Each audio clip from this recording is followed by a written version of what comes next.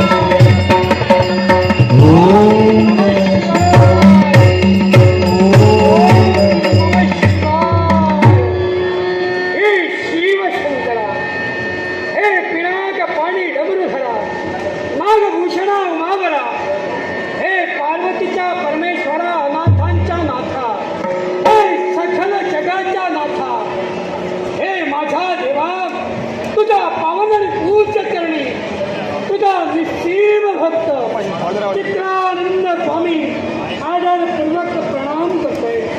भक्तिभावानं नतमस्तक होतोय. भक्तिभावानं नतमस्तक होतोय. देवा तुझा मंगलमय आशीर्वाद माझ्या गुरुदेवतांनी माझ्या जीवनात घडविलेले योग्य असे संस्कार आणि म्हणूनच या विश्वाच्या आचमंतात भक्तिमार्गाचा प्रसार मी करतोय. अधर्म अनिती याचा वावर माझ्या जीवनात मी कधीही केला नाही. सत्मार्गानं पावलं टाकावी. जे कोणी अधर्माच्या दिशेनं पावलं टाकताय त्यांना वेळीच विवेकाचा पायबंद घालण्यासाठी योग्य तो बोध माझ्या जीवनात मी त्यांना करून देतोय. आणि म्हणूनच आजपर्यंत भक्ती मार्गाचा प्रसार करण्याचं कर्तव्य माझ्या जीवनात मी केलंय.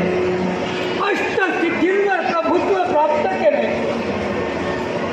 देवा तुझ्या मंगल आशीर्वाद तिथे तीर्थाटन मी करत आहे.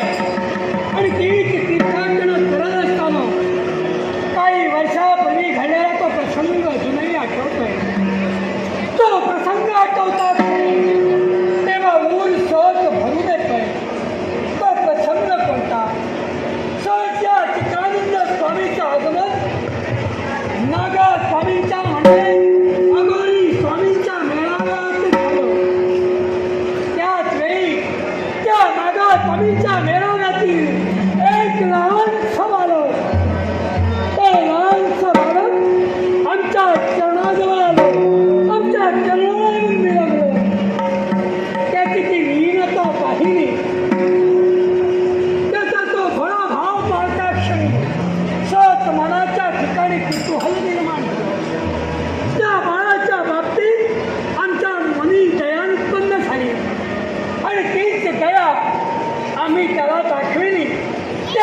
स्वामींची त्या अवघारी स्वामींच्या आज्ञा घेतली आणि त्या बाळाला आमच्या समोरात घेऊन आम्ही आलो.